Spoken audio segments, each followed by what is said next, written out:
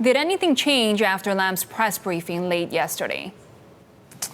Yeah, that's a good question because she had the opportunity, of course, to withdraw the bill. She had the opportunity to resign, very unlikely, however, that might be. But it seems as though every time she opens her mouth, it just simply angers the protest organizers even more.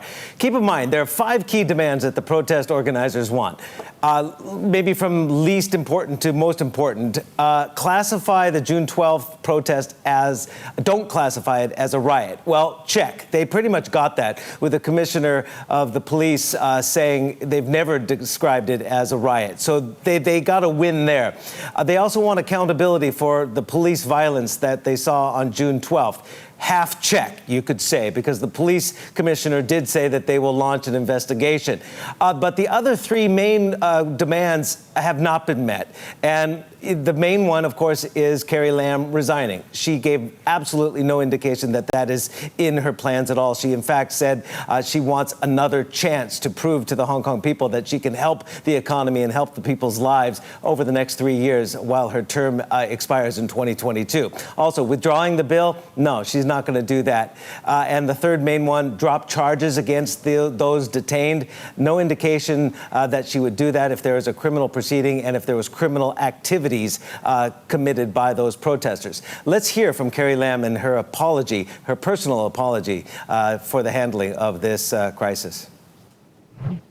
I personally have to shoulder much of the responsibility. This has led to controversies, disputes, and anxieties in society. For this, I offer my most sincere apology to all people of Hong Kong.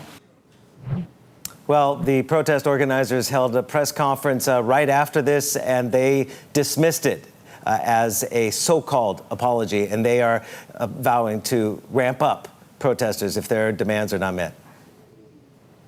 Yeah, so, Steve, in terms of those demands, I was keeping score there, and I got to 1.5 out of 5 for the protesters. So what is next? Are they going to protest again? Well, it seems that way. I mean, they are, of course, huddling right now, deciding what to do. But some of the demands, of course, have been met, but the big ones have not. And they say if their demands are not necessarily met by the end of the business day tomorrow, Thursday, they could escalate the street protests on Friday. Few, of course, expected Lam to resign, but protesters hoped that she would retract the bill. And this is probably what angered protesters more than anything. She was asked repeatedly. I lost count how many times reporters yesterday asked her, why would you not retract the bill if what you say is the fact that it's unlikely to be passed or even debated by the end of the legislative session next July? Well, here's her answer. I will not proceed again with this legislative exercise if these fears and anxieties could not be adequately addressed.